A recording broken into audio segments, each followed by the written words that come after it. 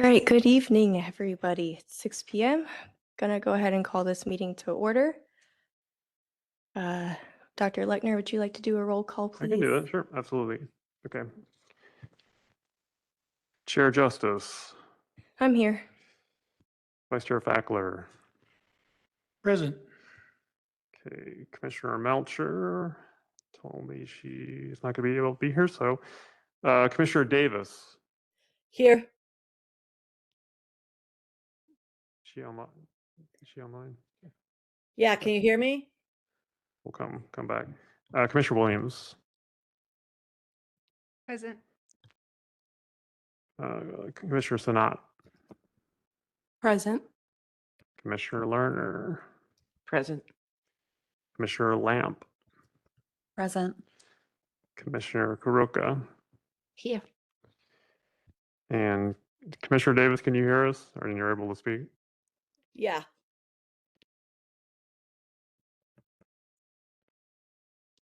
Okay, well, okay. Well, we see you there, and we acknowledge you. So, all right. So, Chair Justice, we have 8 commissioners present and 1 absent. So that is a quorum. Thank you. Mr. LeVake online says that he can hear Aaron Davis, but we cannot. Maybe if I move a little closer, can you hear me now? Okay. I'll just go ahead and read the land acknowledgement while we figure this out. We acknowledge that Tempe lies in the ancestral land of the native peoples who have lived here since time immemorial. The ancestral land of the O'odham and Peeposh stretches far beyond the boundaries of our city. The landscape is sacred to them, embodying cultural values that are integral to their identity and way of life. The O'odham and Peeposh continue to maintain a deep spiritual connection to this land. We embrace the responsibility of caring for these places and vow to uphold this commitment in all our actions. Next, we'll move on to the consideration of our December 10th meeting minutes. I'll open up the floor. Do any of my commissioners have any edits to make?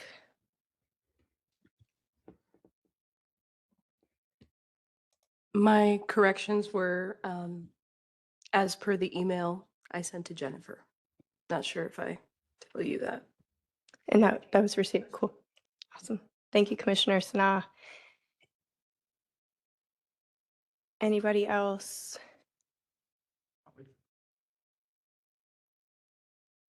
Okay, I'm going to go ahead and wait until we can hear. Is Commissioner Davis okay to vote via message if we still can't hear her? Can you hear me now? Okay. Okay. I guess you can't hear me now either, huh? Can you hear me? Yes. This is Commissioner Williams. I make a motion to approve the December 10th, 2025 Historic Preservation Commission meeting minutes. Is that as amended by? As amended. Okay, thank you. Do I hear a second? Second. All right, Commissioner Fackler, second. All in favor, say aye. Aye. Aye. Thank you, Commissioner Davis. Any opposed? No. Okay. Motion passes unanimously.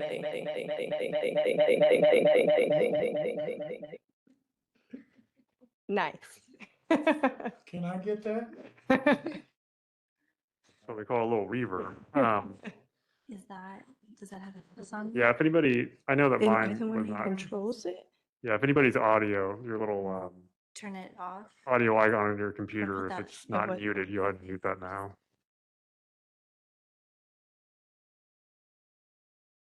Chair Justice, can we kind of ask Ryan LeVake, who's online, to give us a mic check real quick? Yes, Is that okay? please. Yes, can you hear me? Ryan, you can go ahead. If Yes, you can. I'm speaking right now. Can you hear me? Okay. All right, Aaron we'll keep. Davis can probably hear me. Oh, there we go. Yeah. Now we hear him. Oh, great. We hear you now, Ryan. Aaron, can you speak now? Can you hear me? Yes. Hey. Hi, everybody. Excellent. Thank you. Thank you both. Thanks to whoever figured that out. Thank you, Jennifer. Yes, good work. Thank you guys so very much. All right, that concludes our consideration of the meeting minutes. On to the next item on our agenda, item 7A, which is a staff update on Loma del Rio, Double Butte Cemetery, and Tempe Butte. I'd like to welcome Mr. Alex Cortesi. Ortiz. It's okay. Either one works. Thank you.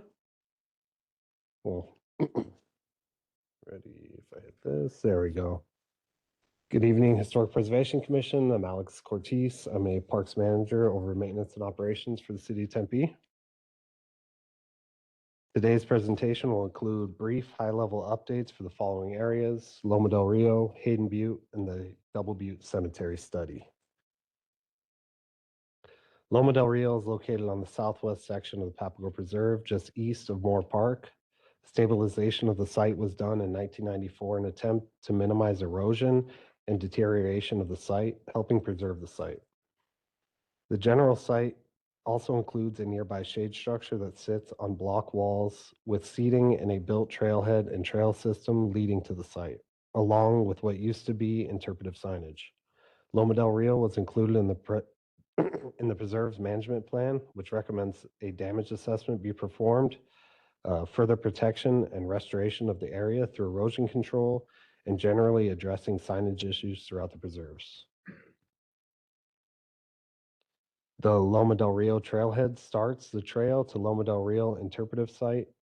This trail is in very poor condition, provides no pedestrian comfort features, and exhibits remnant evidence of prior informational signage.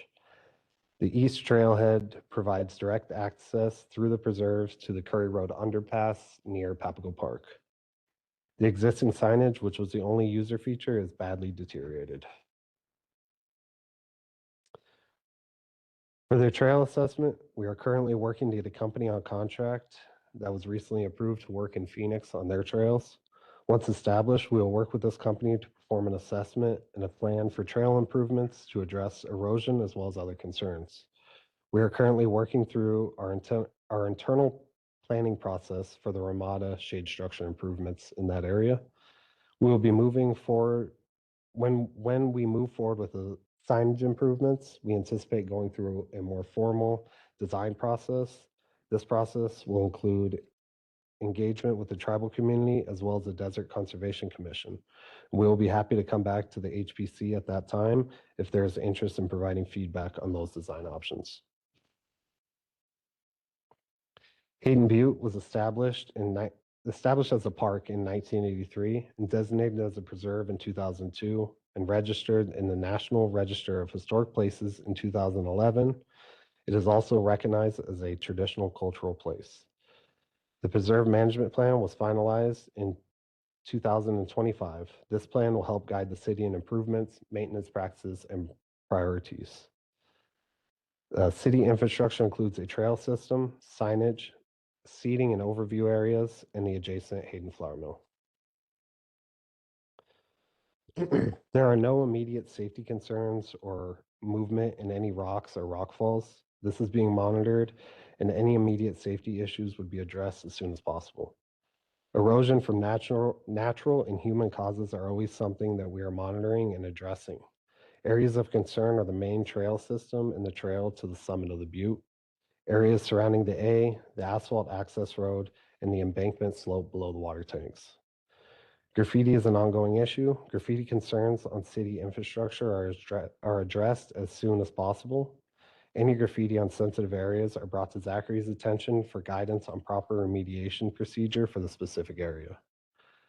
Access and wayfinding are one of the weaker points of the butte, with only one established trailhead on the east side of the butte. Other access points we look to improve are on the west and south side of the butte. With the planned improvements to the adjacent Hayden Flour Mill area, one of our priorities is to design a park trailhead entrance off of Mill Avenue for Hayden Butte access. Beyond the trailhead, we are prioritizing having a formal trail assessment and improvement plan completed this year, erosion control, addressing graffiti issues, and determining how to preserve the petroglyphs. We welcome any input from the commission, specifically on monitoring and preserving the petroglyphs.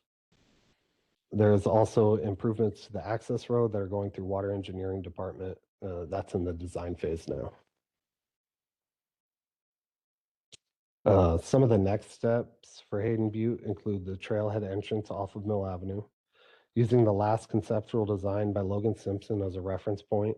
Design should get started this spring with a contract going to council soon. The design could include shade, a restroom, a connection to existing trails on Hayden Butte, and vegetation restoration. The trailhead entrance will provide better accessibility to Hayden Butte, as well as provide a transition between Mill Avenue and Hayden Butte with links to the other trails on the butte. We are currently working with a trail contractor, as mentioned before. This work will include a full trail assessment of Hayden Butte and Loma del Rio to prioritize and address hazards like erosion, wayfinding, and trail deterioration. Now on to the Double Butte Cemetery study. Aztec Engineering worked on the cemetery study, which includes an overall site study and assessment of historic elements, drainage, and infrastructure. City staff is currently reviewing the final draft before it's finalized. The study includes the entire 40-acre property, consisting of the Pioneer and Historic sections, Legacy, Sunrise, and Sunset sections, Memorial Garden, Maintenance Area, Maintenance Building, Parking, and entryways. The Historic Preservation component examined the entire Pioneer section, including 20 sections and the over 4,000 grave markers. The full assessment included drainage, landscaping, trees, and other infrastructure, as well as accessibility. In the historic preservation section highlighted in the slide, there were 4,853 grave markers surveyed. Of the over 4,000, 1,038 of them are in need of repair and showing visible damage, and 217 markers are a high priority and needing attention. They're posing safety concerns and possible collapse. The over 1,000 markers that have been identified as needing attention range in needs from cleaning to full replacement, with many needing resetting, releveling, repointing, replacement of markers, among other things. In addition to the markers, many plot enclosures are in need of repair. Like the markers themselves, the lot enclosures are not owned by the city and belong to the families that provided them. Several of the families with family members laid to rest here may not be reachable, but if improvements are made on the markers in the enclosure, the city will attempt to inform the families and involve them whenever possible and appropriate. Outside of the historic elements, the assessment considered the roadways, drainage, pedestrian access, among other elements. Multiple recommendations were provided for each of the areas and elements assessed, with options considering cost, feasibility, and impact. Most of the trees on the site are in healthy and good condition, but as pictured on the right, several trees in yellow are declining and need to be monitored. The red dots represent trees that are dying or in poor condition. In addition to the recommendations of the tree replacements and revegetation, Aztec has included recommendations to improve the irrigation system, including flood irrigation and additional drip irrigation.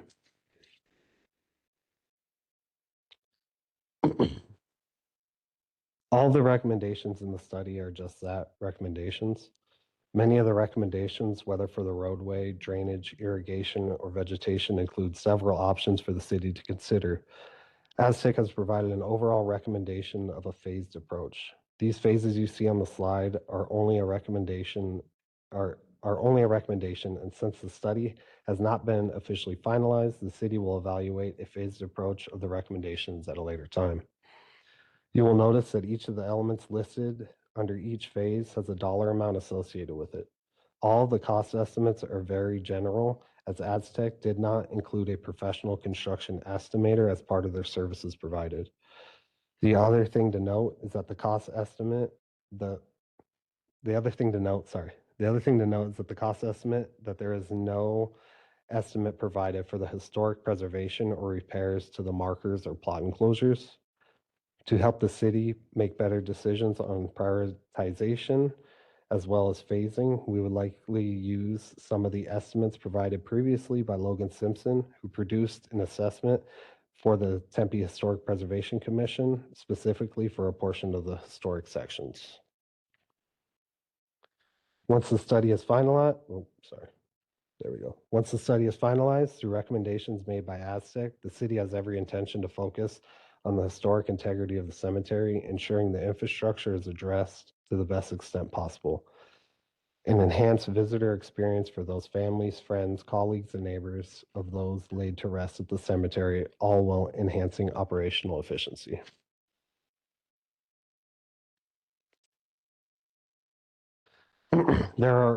There is 2.8 million in total available funding for the next several years, with specifically 900,000 for historic preservation, 900,000 in general capital improvements, and up to 1 million in matching donating funds from a local foundation. As mentioned prior, we do not yet have the full estimated cost for the recommended treatments of the preservation of the historic markers and plot enclosures. We anticipate the cost to treat all of these will be slightly more than 1,000 markers. We'll take the cost estimate over our current available funding. We also anticipate the potential for the cost of replacing roadways, depending on the option that is chosen, to be slightly more than is estimated in the study. We are, however, 100% committed to ensuring the long-term sustainable preservation and maintenance of Tempe Double Butte Cemetery. Any questions or comments? Thank you so much, Mr. Cortese. Yeah. Commissioners, anything? Yes, Ms. Lerner, Commissioner Lerner. Thank you for the presentation. Good to see you. You too. Just came off park, so no one looks. Just I have a question about each one. So do you want me to ask about Loma del Rio first, Chair, and then everybody, or should I ask all of them? Just ask away. Okay, thank you. For Loma del Rio, there's been a lot of discussion about the need for improved signage and education, particularly about the importance to the American Indian community and the heritage that goes with it. I didn't really hear a whole lot about that as part of it, the interpretation that would go in, the signage. Could you talk a little bit? I'm sorry, that's both for Loma del Rio and Hayden Butte. Yeah. It's been the same discussion about both. So could maybe you talk a little bit more about what the plans are for the interpretation of Loma del Rio and for the education signage that there's been discussion about for Hayden Butte?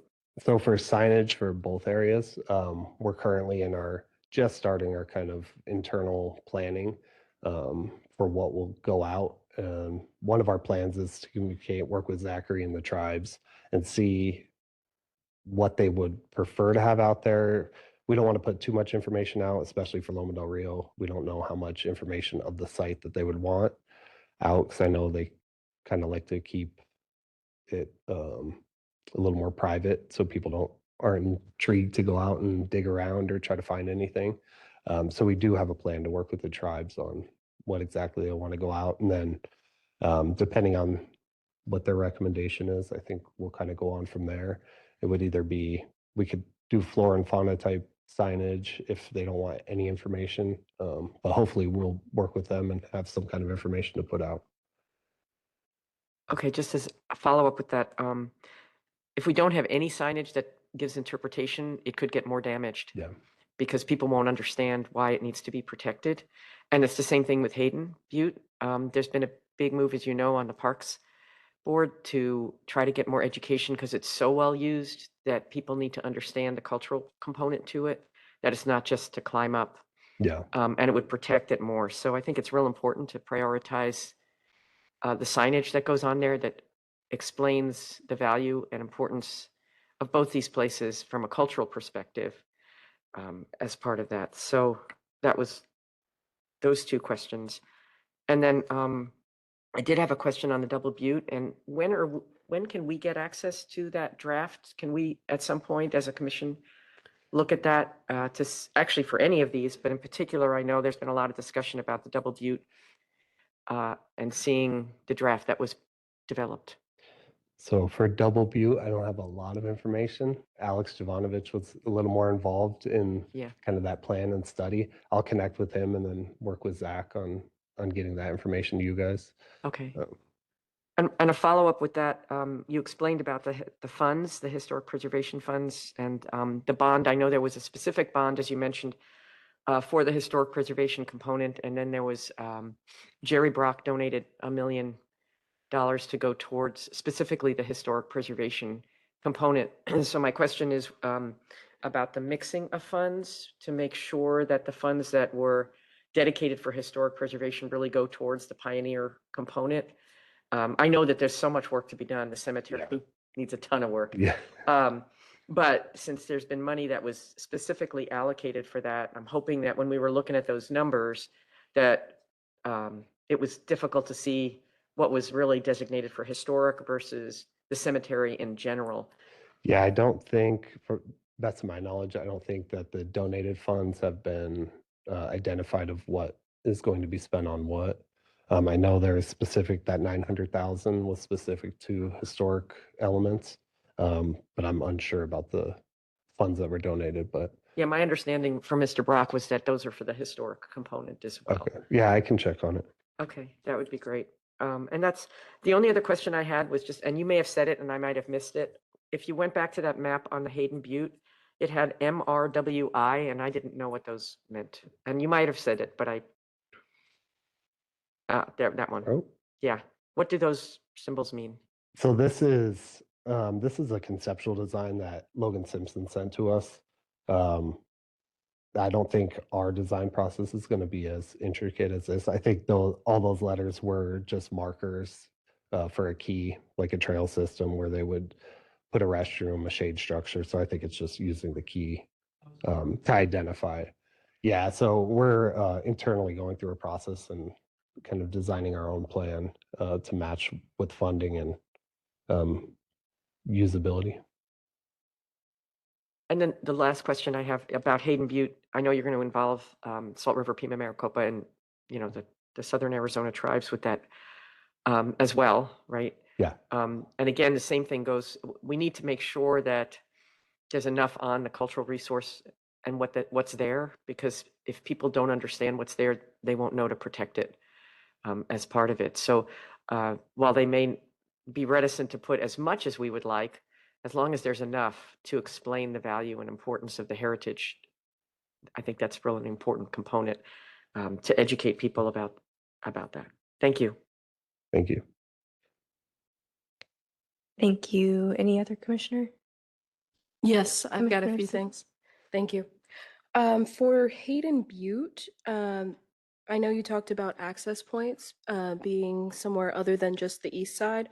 What other spaces were you looking at possibly using?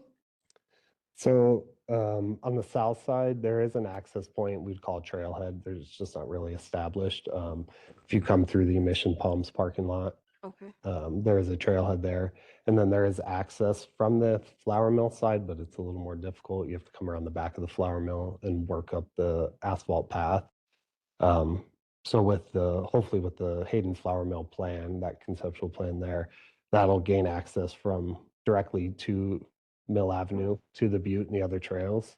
And then with our trail assessment and study, we hope to establish more of a trailhead on that south entrance from the parking lot.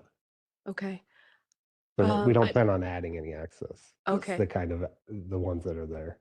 I'm wondering also if you're familiar with where the light rail goes directly underneath.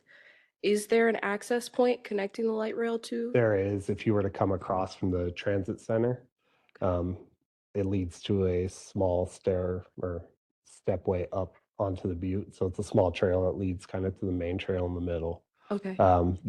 In that area, we would just do improvements to the steps. With railings too, I Possibly. presume? I think Possibly the where we- railings are really needed actually, Okay. because even in my younger age, I struggle too. Okay. So also, for Double Butte Cemetery, when you talked about using more drought resistant trees, I personally don't know of any, but if you could do research into shady drought resistant trees because I have volunteered there in October with the Tempe History Museum, and it was hot. It was really hot. And I don't think that people, when they go to visit their loved ones, I think they're struggling. Yeah. And also the roads, definitely. The pictures that you showed in the slide don't do it justice. Yeah. We were in a van and could not even turn around on the road, Yeah. let alone let another car come. It's very tight and Yes. narrow, and it's kind of steep slopes along it. Right. Okay. And then also, do you have any, maybe I'll pose it to the rest of the board, any ideas on how to preserve the natural petroglyphs on Hayden Butte? I'm not sure, but do you guys have any ideas? We'd have to look into it. Even, yeah, Okay, in later times, fine. cool. Thank you. Probably a big chain link fence is out of the question. Yeah, might be, but it was. That would be my suggestion as well, but we'll see what's in the realm of possibilities. Yeah. Anyone else? Yeah, Chair, I have some Okay. comments. So I'm kind of glad to hear that there's going to be some movement for both Hayden Butte and Lomo del Rio. I know that at least Gila River and Salt River have been out there at Lomo del Rio, and I know we have there are concerns about some of the trail systems through there, and even rock climbing in the area, and the recent graffiti in the area. So I do hope that, through the consultations that we can address a lot of those concerns, but also looking forward to developing the interpretive signage there. Yeah. I know for Hayden Butte, I think there's 1 or 2 interpretation signs already There are, yeah. on the north side. But I know I think we can definitely try to come up with some other interpretive signage, or maybe signage for public outreach, for being mindful of the landscape, the do's and don'ts, Yeah. and even though some people may or may not read it or see it, but I think it seems to be a growing concern, considering the increase in population of people not from here who just don't know anything, and it seems like there's a real need for public education. And regarding Double Butte Cemetery, is there a list of prioritizing which headstones need to be replaced? The more historic ones, and what would the care be, for replacing them and upgrading, their headstone? And what if the family is unreachable? Is the city then going to take responsibility for those replacements? I don't have a direct answer for you on that one. I can get you information on it. I believe Aztec is prioritizing the headstones or plots that need direct attention or immediate attention. And in that list, I think we will prioritize internally as well and kind of work off of that. I don't know in the case of if the family is unreachable, kind of what the course of action will be from there, but I can get some more information and send through Zachary to you all. That's all I have. Thank you. Thank you, Commissioner Williams. Anyone else?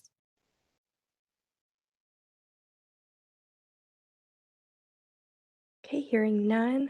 I would just like to echo comments from my fellow commissioners about the interpretive signage for the Butte and Loma del Rio. just that it is significant to, you can't make people care, but you can inform people.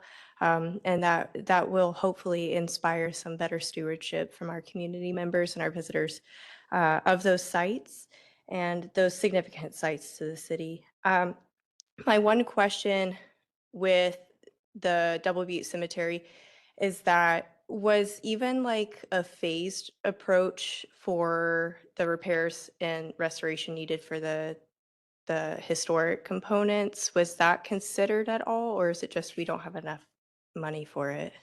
Yeah, I think through the phased approach, I believe they have it broken up into the historic sections and then the different sections, sunset and sunrise sections. Okay, I believe they have it broken up in that way.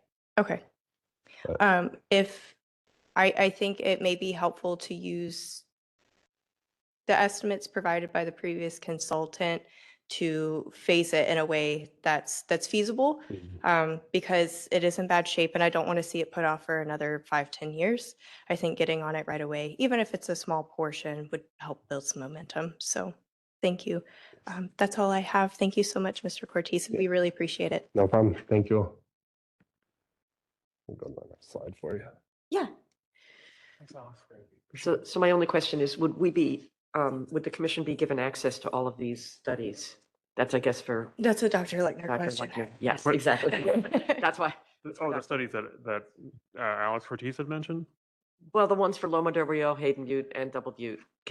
Will the commission be given access so we could see what people Oh, are sure. recommending? Yeah. I can make sure that you have access to those draft studies. Yeah. Thank you. Mhm. You're welcome. Right, that concludes agenda item 7A. Agenda item 7B, update on the use of 2024 bond funding for HP-related projects. Dr. Lechner, take it away. Yes. Okay. Thank you very much, Chair. So I just had wanted, I know there was some interest on the commission to get a little bit of insight into how the 2024 bond funding that was specifically slated for historic preservation projects has been allocated, or in some cases potentially will be allocated. Just as a reminder, in November of 2024, voters had approved a bond measure that allocated a good amount of money for historic preservation, several $1 million. And so how it works is that even before the voters had approved that, staff, primarily myself, had kind of put together some CIP projects, proposed CIP projects that money would be basically used to fund. That bond money would be used to fund. So once the bond came through, it was approved by the voters, then those projects were essentially given the green light. But of course, things can sometimes move a little slowly, and so things don't, all of the projects don't immediately go into action at that moment. So some we're kind of currently working on, some are still kind of projected at this point. So I just want to share a little bit more information with you about those projects. So the historic preservation bond funding was used to fund 7 CIP projects here, and I'll go into more detail about them here in just a moment. So a city-owned historic buildings deficiency correction, the Eisendrath House Adobe restoration, Double Butte Cemetery restoration. Some of these are going to sound very familiar, and I'm not going to belabor those if Mr. Ortiz already talked about them. Then there's a endangered historic property acquisition fund, the Peterson House deck.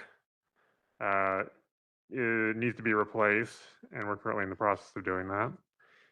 And then the aforementioned Hayden Butte restoration and Loma del Rio restoration monies. So the first project is for city-owned historic building deficiencies correction. So first of all, just to kind of translate that, what this means is, facilities had requested, of of me whether there was a possibility, because I worked together a lot with facilities who manage and help, oversee and protect our historic buildings that the city owns. They had reached out to me and, asked if it might be possible to uh, allocate some of that bond funding for some of the historic buildings, particularly items on historic buildings that had been kind of in need of repair for some time, for kind of deferred maintenance, I guess would be one way to put it.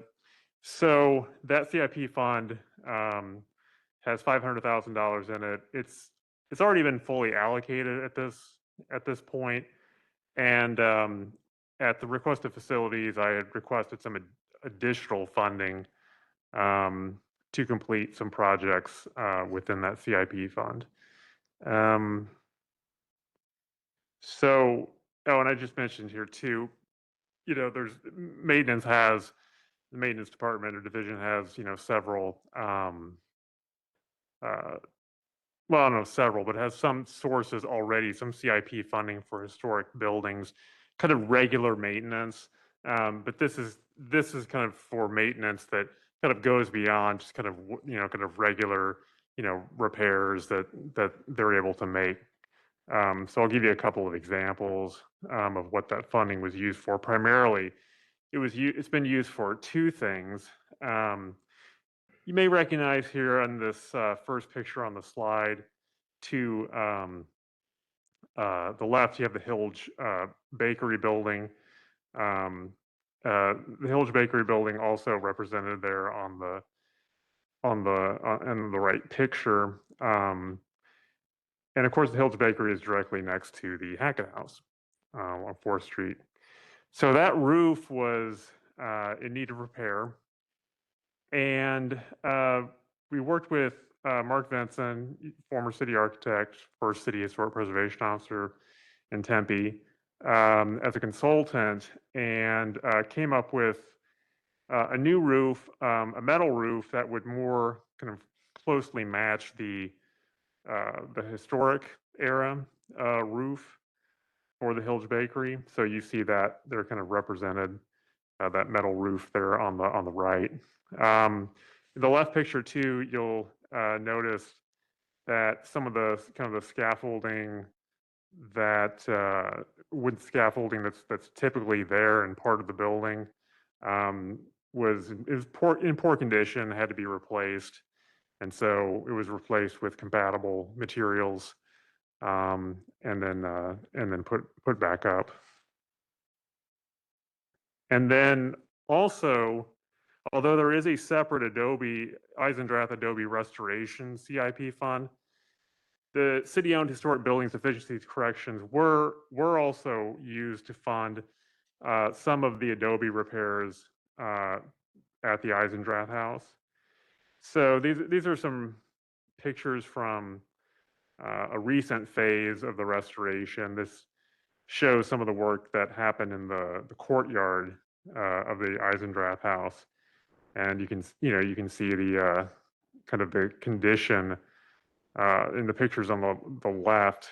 Some the way that some of that Adobe looked is quite deteriorated. Some of it's held up pretty well, others not so much. So really, there was a strong need for some fixes there. And so this is like an after picture. You can see that there on the, I guess that's the kind of the north side, looking from the south toward the north of the building, the work that was done and what it looks like after it's all repaired. And then you've got the Adobe restoration for the Eisendrath fund, total $600,000. It's already been fully allocated. This Adobe restoration project goes back quite a ways. I think the city started it, back in 2023. So currently 3 of the 4 building sides have been restored. The east side of the building, along with some sections still of the courtyard, are currently being repaired. And then after that's done, you will have just the north side of the Eisendrath house that still has to be restored. It's Adobe restored. So that will, I don't know exactly when the north side will happen, but perhaps later in 2026.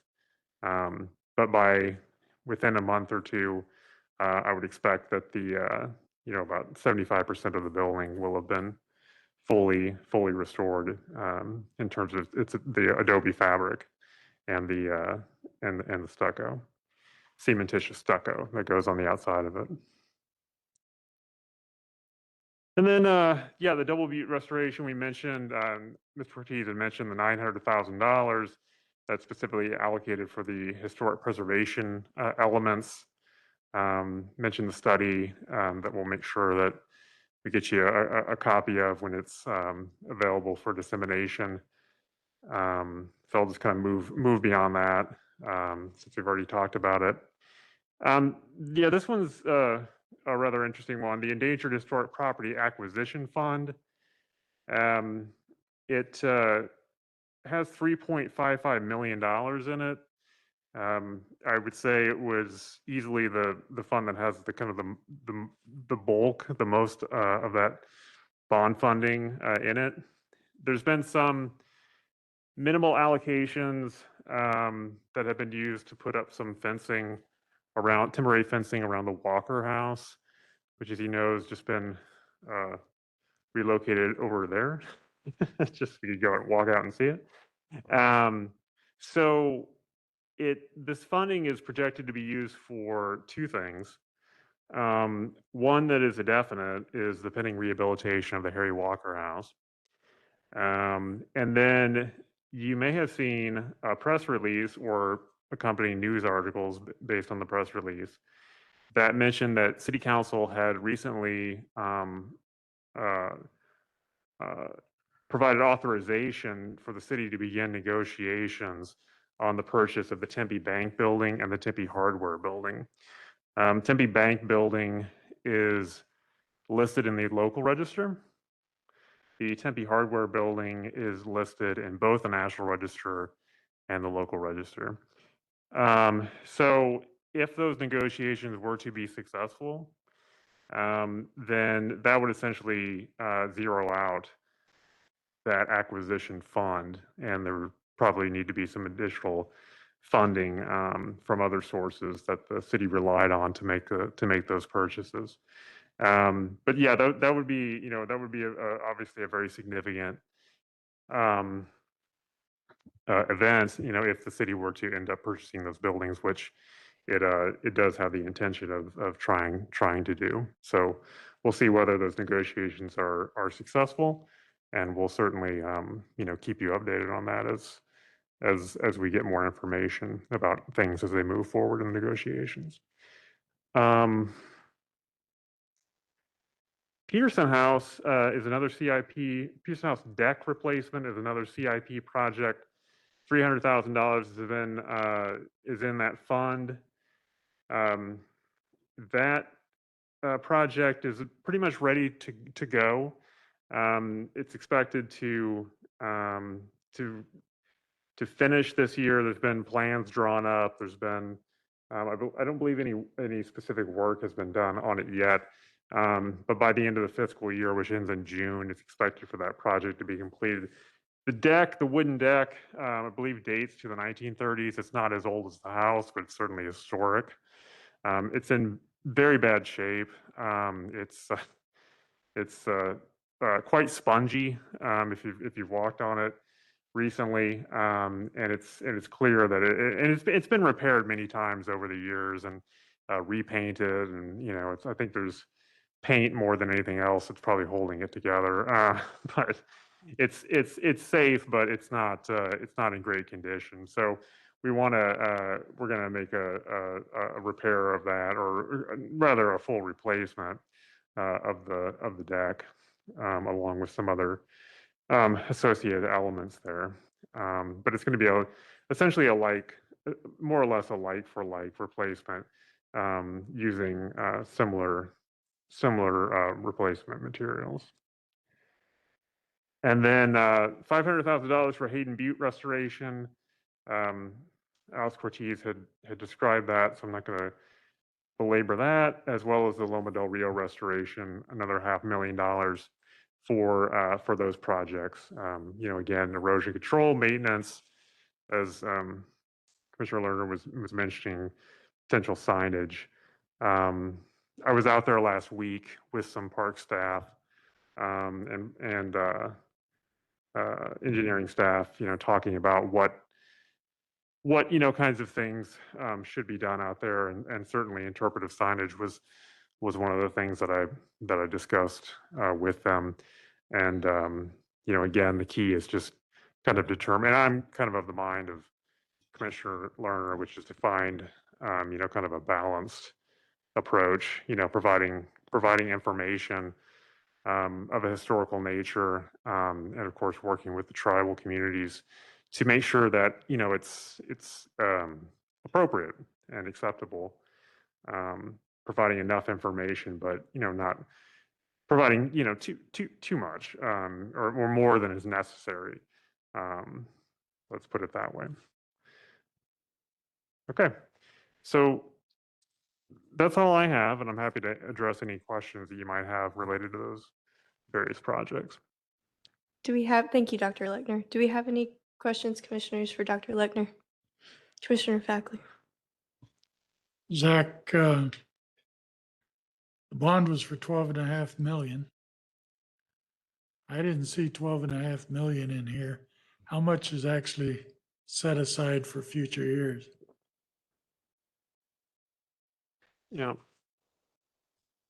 I don't have. Yeah, that's a good question. I don't have a full accounting of like all how much this adds up to. So I'd have to look into that. What I do know is that these are the projects that that we created based on that bond funding. I think some of it may be.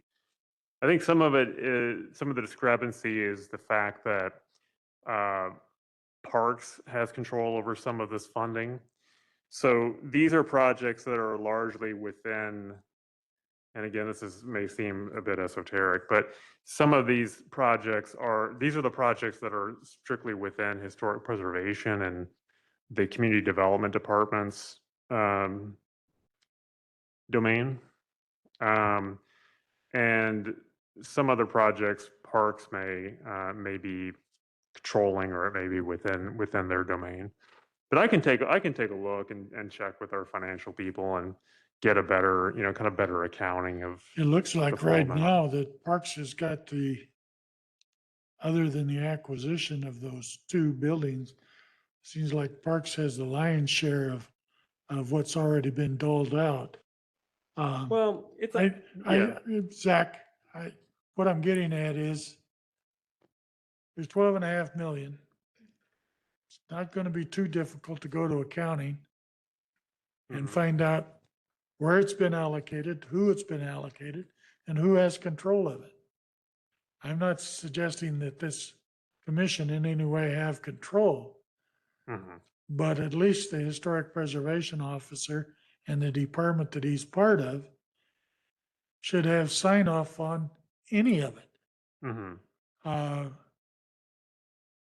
Parks is, to me, we're seeing a lot of deferred maintenances. All of a sudden, we've got this pot of money, let's jump on it. Mhm. And I'll be the last one to argue that that's not historic preservation out there. It's only historic preservation 20 years too late. Mhm. But I see a very real possibility that when we get to the end of the 12.5 million, we might have $8 million worth of work. And I don't want it to disappear, Mhm. especially disappear without at least this commission knowing what it was intended to do to begin with. we all went out and Right. voted for it.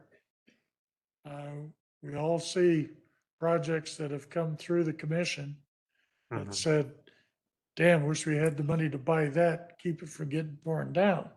Mhm. Uh, And we all thought that there would be a lot of money that would be doing that. Now, I love the bank building and the Tempe Hardware building, but I haven't heard anything that said that either one of those was in any danger of Mhm. being destroyed. Mhm. And obviously, because of their national register status or local register status, if anyone was to threaten that, the city could definitely step in, use its power of eminent domain Mhm. if necessary. Mhm. Uh, I'm all for making a deal now and making sure that those properties are under the trust of the city. But those two were never under discussion when we were looking at things that might be used for the 12.5 million. Mhm. All I'm saying is now that there's 12.5 million that's been approved, where's it going? Mhm. Because I'd hate to see bad press 3, 4 years down the road, just about the time that we want to go to the next bond and get another 12.5 million to continue this process. Right. So please, it was approved in November 2024. We're a year and 2 months behind on finding out what was the list that was actually in place when that funding was put to bed. So Yeah, please, these are the CIP projects that were funded to go along with I understand yeah. that the CIP projects that you're seeing here were in the works, some of them 10 years ago. But in the works, waiting for money, and the money's now there. Mhm. I don't have any problem with 1 through 7. I just have problem with 8 through 15 that I can't see. And it's not that I'd even have a problem with somebody else's priorities on historic preservation. But I'd like this commission to at least have a list so that when somebody says, oh, you're on the Historic Preservation Commission, oh, where's my 12.5 million going? Mhm. I'd like to have an answer for that question. Okay. Yeah, like I said, I can get you a fuller accounting of that. Thank you. And I'll work with with our financial team to discuss that. But yeah, these are the main projects that I have under my control, and this is what we're doing with them. So, are there any other questions about these? Yeah. Um, and you can correct me if I'm wrong. But my understanding was that there was going to be money, this acquisition fund, and then part of the idea was if they acquired it and then got rent for it, it would basically try to rebuild the fund to be able to buy additional properties. I didn't think it was sort of 3.5, we buy this and we're done. I thought that there was going to be recurring potential for recurring funds to address additional endangered properties. Could you check into that as well? I mean, my memory may not be right on that. I think that no, I don't think your memory's wrong about that. I think that yeah, it's something that was discussed. It's certainly something that could happen. It just would require additional funding requests for the next fiscal year. And at this point, there haven't been any additional funding requests to augment what's already there. And the city, I mean, obviously is not necessarily in a position where it can be adding millions and millions of dollars in recurring kind of fund for this particular purpose in particular. But it's not to say that it couldn't happen in the future. But I don't. It doesn't seem like it's going to happen in the next fiscal year. No, yeah, I thought it was a long-term part of the process was Uh-huh. that, for example, they buy those two properties, now they're going to rent them to somebody. That rent would go back into that fund that could be used at Mm. some future time for another endangered property. That was my understanding when we were having a discussion about it. You were there when we had that discussion in the finance before it was getting Right. approved. But because the 3.5, otherwise, if it goes to just the two buildings, there's a lot of other buildings that are endangered Sure. constantly in Tempe. Yeah. And so the understanding I had, and that's where maybe you could clarify or double check to see if I'm remembering incorrectly, was that it would rebuild that fund for future use, not next year. I know it would take time Hmm. to purchase additional endangered properties as needed, but it would be using, because the city's going to get income from these. Of course. And I thought that the income was going to go back into that fund for use in the future. And again, not next year, but Yeah. Yeah. I honestly don't recall that as being part of the discussion and haven't heard that since. So that's not my understanding of how the funding was or would be used. But I'll certainly get a firm answer for you on that. You're welcome. and then I just had one last question about the Elias Rodriguez house. Yes. That's not, there's no, I mean, I know that that house also needs some work. It's not in as bad condition as some of these others, Hmm. but it's always got needs. And is that anywhere on any agenda for? It is, and there's always, it had probably 2 years ago it had a full porch replacement, and yeah, there's maintenance. I mean, I'll tell you, for each of the historic buildings, we have we've had assessments done within the last few years that were then kind of updated, I think, a couple of years ago. And what that's allowed us to do, and particularly maintenance to facilities to do, is to determine or put those houses kind of on a schedule of like, here are some repairs that need to be done, immediately, 2 years from now, 5, 10 years from now. And so what we're seeing now is in a way that was not being done before, is to kind of have a maintenance schedule for those houses for that work. So a lot of the Elias Rodriguez maintenance has just been coming out of not bond funding money, but out of a separate facilities, just historic buildings maintenance fund. So And just as a follow-up to what Commissioner Fackler said, yeah.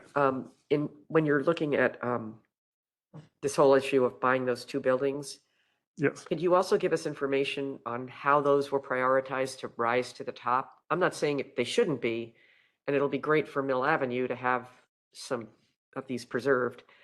But it would be interesting to know if there was an assessment that said, these are the two most important buildings for us to acquire. Because I know there's another one that Vic Linoff owns that also might be something that we want to see if it can be preserved. And there's certainly others around the city that could be. So I would just be curious, when you're doing your investigation, if you could just give us that feedback as well on how did those two rise to the top? Were they endangered? Were they just an opportunity came?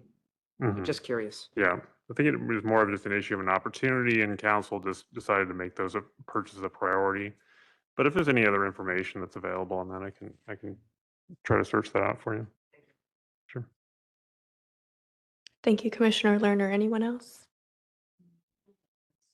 Commissioner Karuka? Zach, thank you for presenting this Sure. report. I think I asked a few months ago. Oh I yeah, you did. appreciate- That was you. That was Commissioner. me. Yeah. Thank right. you. And I do agree with my fellow commissioners. It would be nice to have more details what's happening with the fund. City is big on transparency, so it'll be Mhm. good to know. My question is, are there any consideration for establishing, thinking there's some money left, are there any program established for incentivize like private homes, encouraging historic preservation. That's one of structures being always threatened. One Yes. got demolished. So Yeah. like Phoenix has a program, I think. So Yeah, so as part of the historic preservation plan, one of the priorities was to create a program that essentially mirrored the Phoenix program. I think Scottsdale has a program that's similar, but Phoenix is kind of the better example. So several years ago, I had put into the CIP 5-year cycle. So we run in kind of 5-year cycles. We're always kind of city's always kind of projecting like and looking 5 years ahead, right? And so starting next, not this upcoming fiscal year, which begins in July. So, but the one that would begin next July, so fiscal year 27, 28 is when forgive me, it's a long title. I forget the name exactly, but it's essentially it's an exterior homeowners rehabilitation fund, and the idea would be that the city each year would allocate $200,000 that would be available for folks who we haven't figured out exactly whether historic eligible properties would be open or whether it would just be those that are designated in the Tempe Historic Property Register. But the idea would be that people who meet the eligibility requirements could and have historic homes could apply for that funding. Probably, we haven't worked out the details, and that's one of the things that the commission will help me do this year is to kind of figure out what the program will look like. Probably some kind of matching grant situation, right? And so anyway, that has been something that's been in the offing. I've just been telling people for years now, and it's just because again it's 5-year cycle, so it takes a while to kind of kick in. That something like this is in the offing, and next year, July 2027, it would be it would be starting again. I think I'm pretty sure that should happen. There's always a possibility that funding might be pulled back for whatever reason, based on council priorities or what have you. But I'm hopeful that it's stayed in the 5-year cycle each year since I put it in. So I'm hopeful that it will continue to be in there and we'll kick it off next year. So, but again, something I would definitely work with the commission to try to figure out how to structure that program. Welcome. And it would be nice at some point down the road to have one for commercial buildings as well. But the idea is to kind of start with homes. Zach, just to follow up on that, as you've been putting it into the CIP, what was your recommended source of funding? General reserve. General reserve, so no federal funds at all?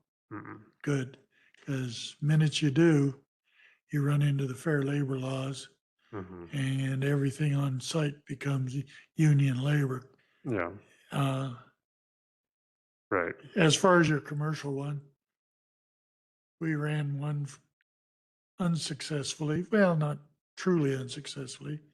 Vic Linoff, a couple of others actually took advantage of it on commercial buildings. Mm-hmm. Our mistake was using CDBG funds. Those, Community development block grant. yeah, the minute the federal funds get involved, then you can't put enough money in it to make a reasonable amount of work. Mm-hmm. You know, you had a $30,000 project that all of a sudden became a $100,000 project. And the feasibility just went out the window. So don't get sucked into that pitfall. I won't. I promise you.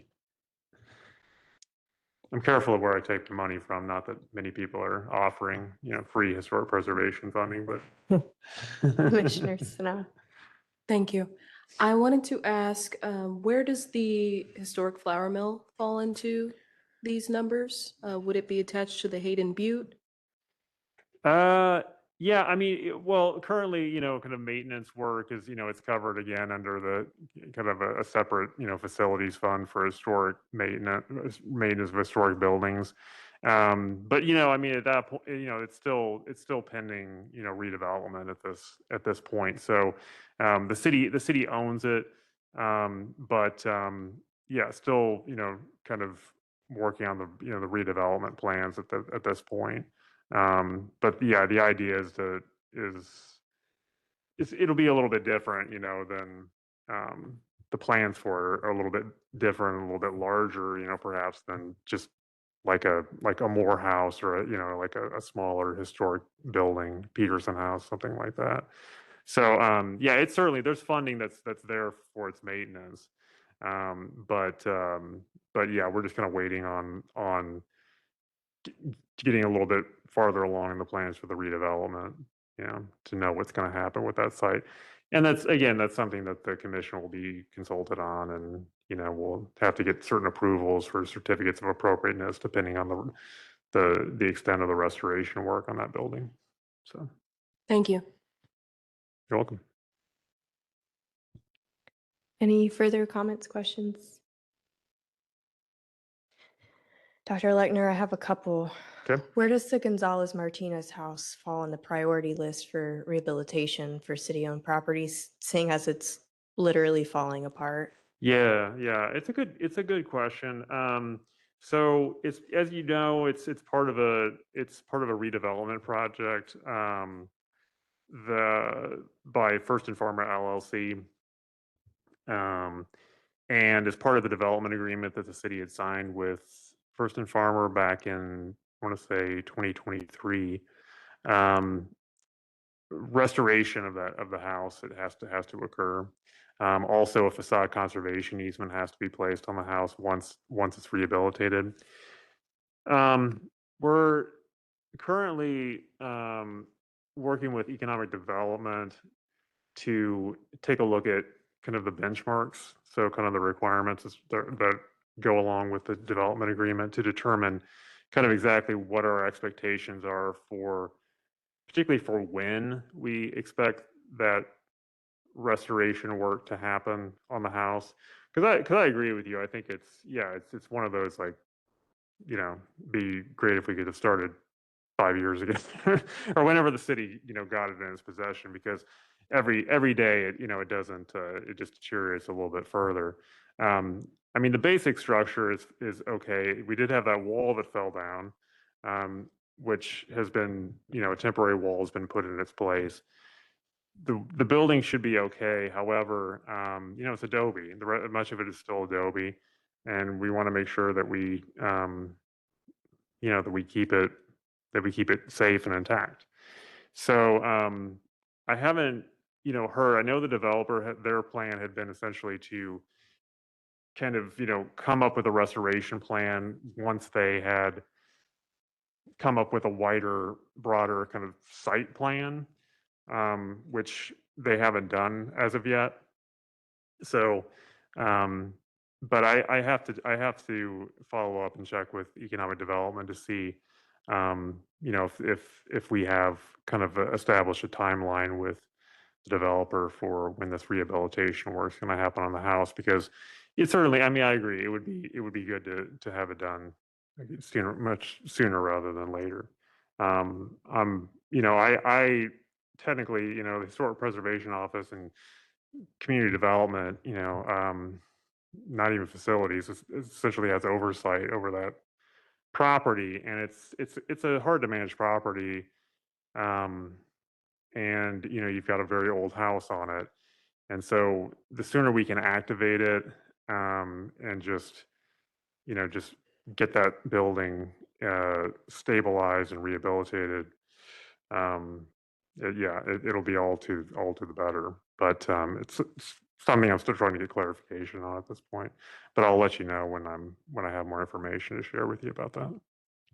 Thank you. My concern is that it will be just waited out until it falls over.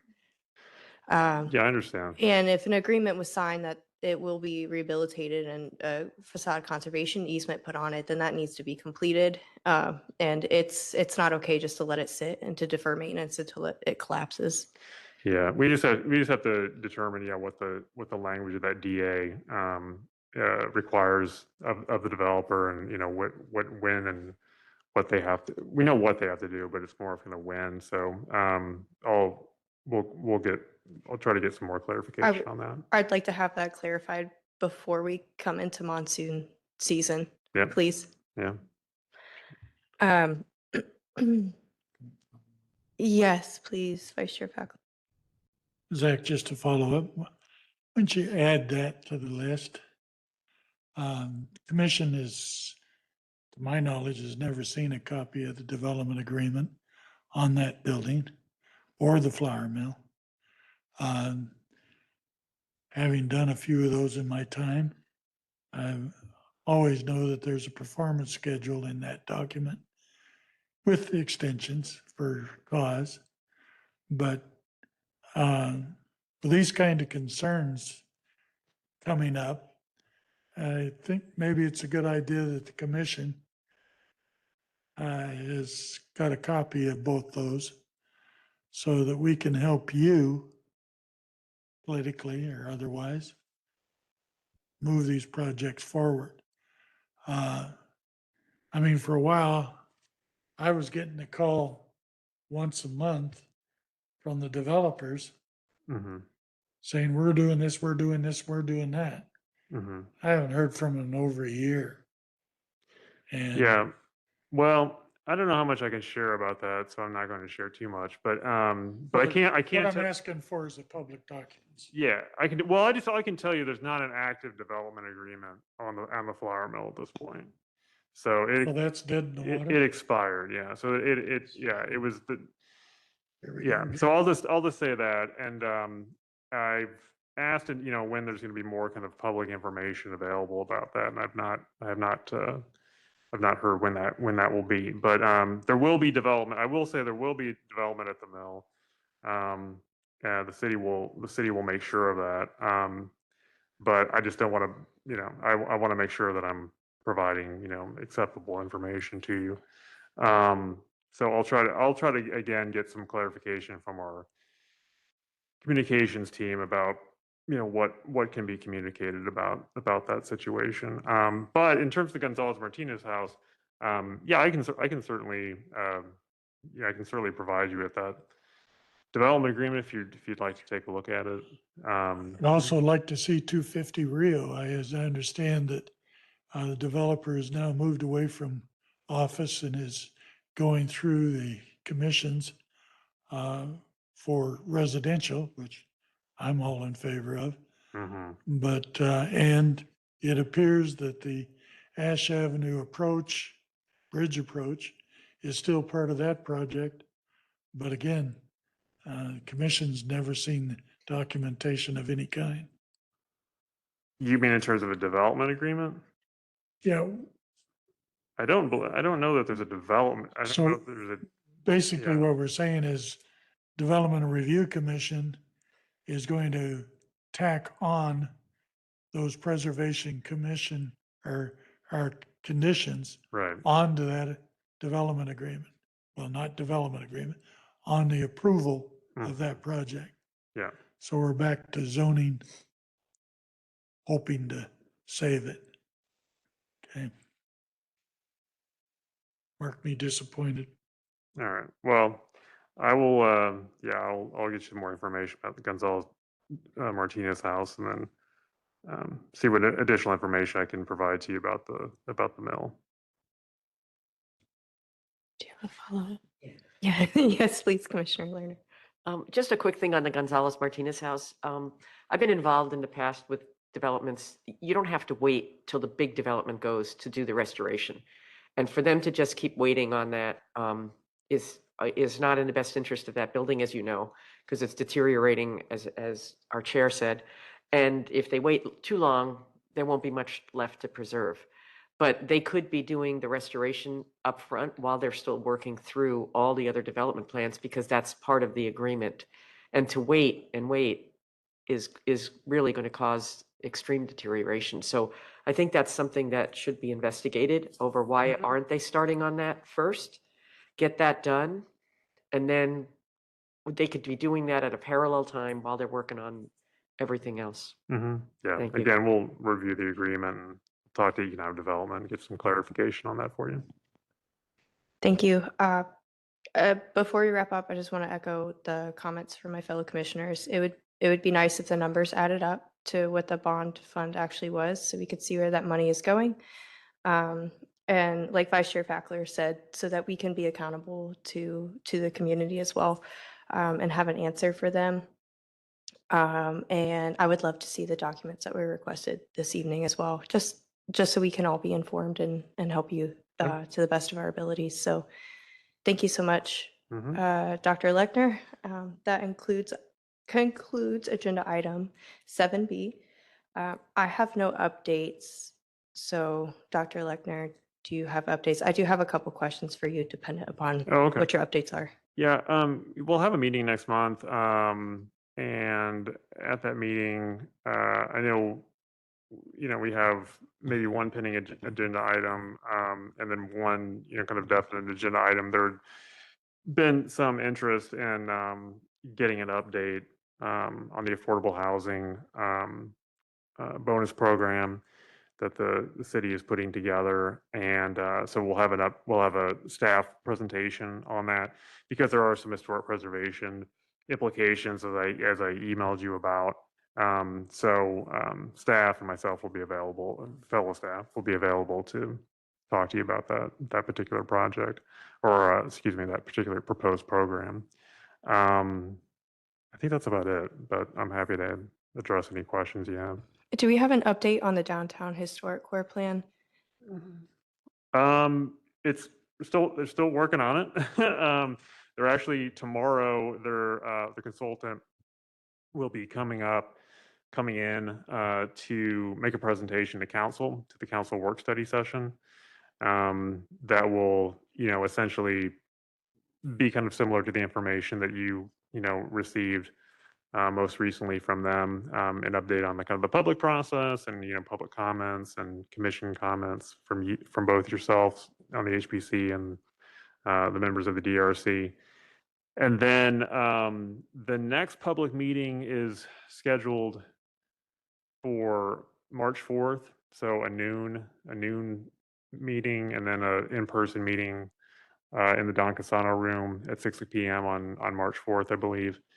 And then right now the plan is for those later in the month, the March HPC and the March DRC, for the consultant to provide an update. At that point, they will not have a draft plan, but they will be very close to one. And there'll be one more presentation, in which probably in May, to the HPC specifically, in which by that point the draft plan will have come out. And so that'll be a very, robust discussion of what's actually in the plan. And you all will be able to, provide very specific input about, what you'd like in the plan, what you'd like to see, that kind of a thing. So March, May, those are the initial presentations. Council will probably at this point, at the end of June, will have an item to approve the plan.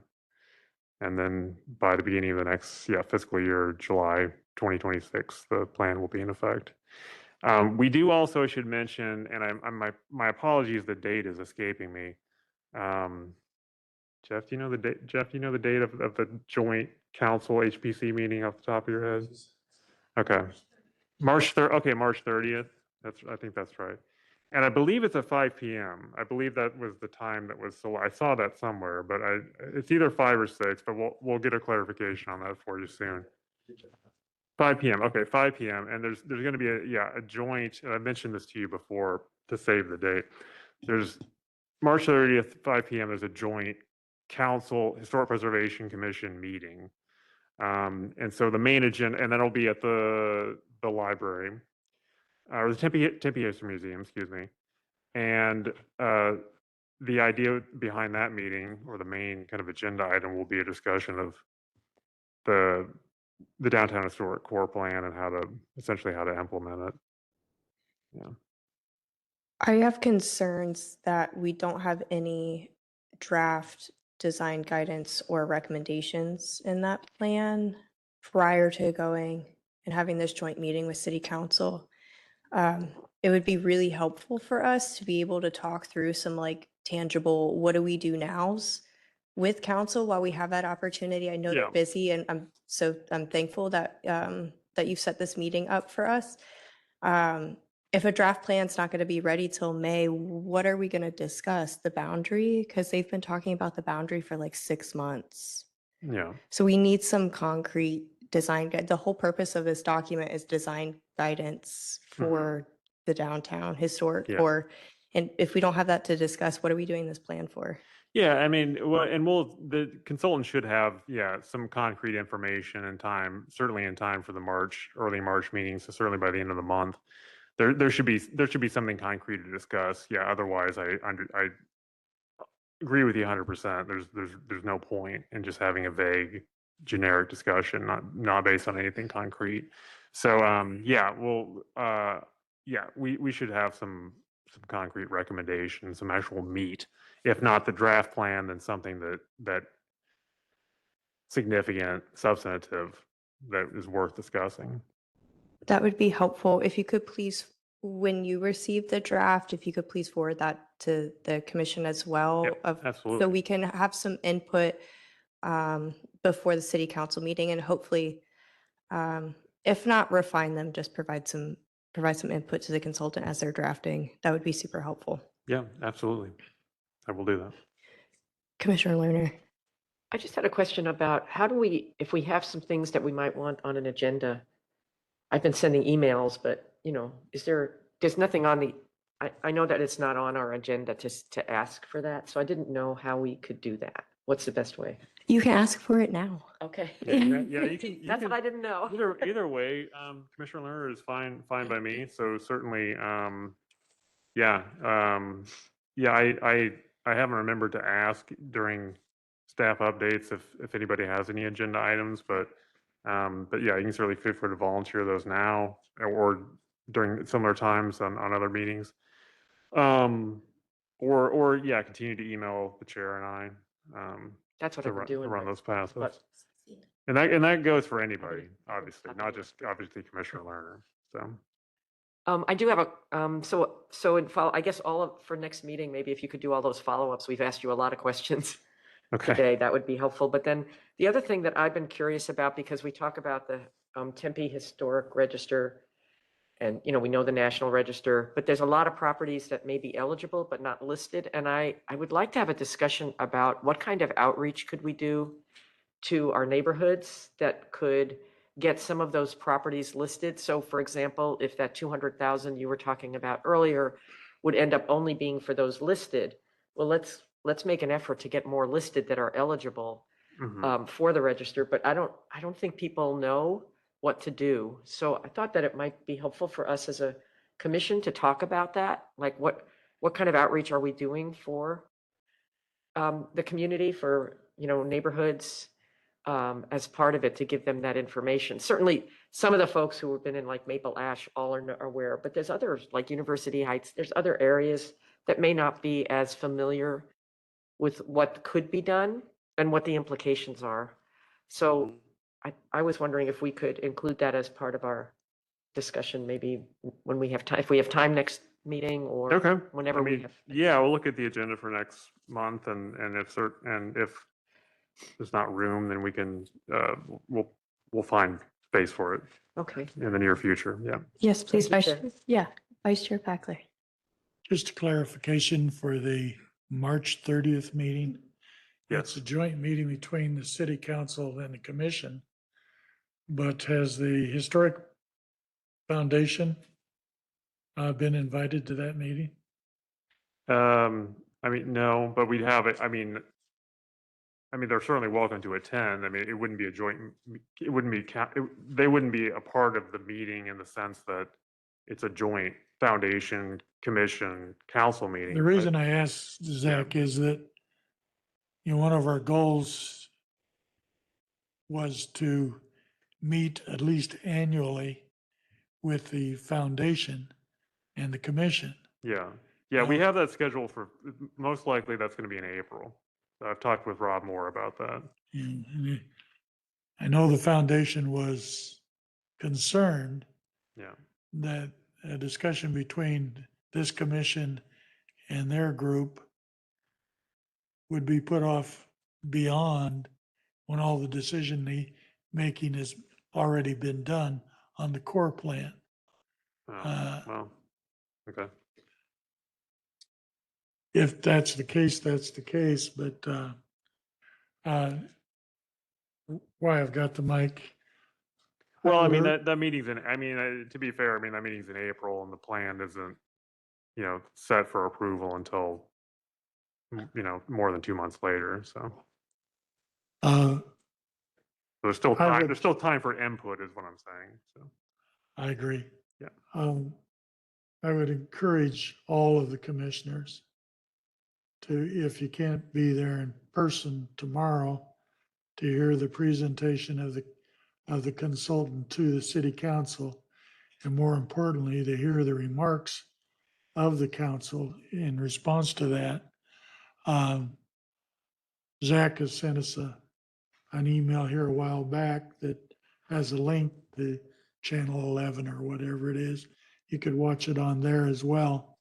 I know a lot of you people work for a living. I don't. Thank you for that. But it would be interesting to hear what the council thinks of the plan at its current stage. And I'd encourage you all to tune in, if you will, to hear what that is. So What time is that meeting? 4 o'clock. It'll also be recorded and as they always are and put on YouTube. So you don't Yes. have to catch it live Yes. if you don't have the time. Can I have a quick comment? Yeah. Seem like there are lots of topic discussed today and requested lots of information.